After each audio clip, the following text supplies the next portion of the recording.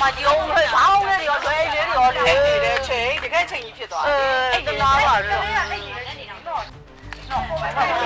ဒီမှာထားတဲ့ကလေးစင်းကိုကြည့်လိုက်သေးတယ်လေအဲ့ဒါကိုပြောလိုက်တော်တော်အဲ့လိုလားပေါင်းသေးတယ်ဘ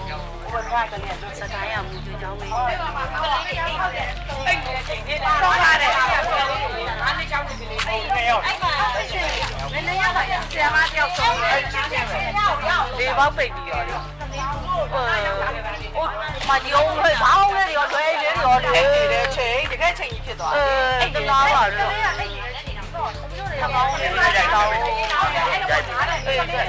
ရိုက်ပါလားပြရိုက်ရိုက်လိုက်ဒါဗီဒီယိုပဲမှာဗီဒီယိုအဲ့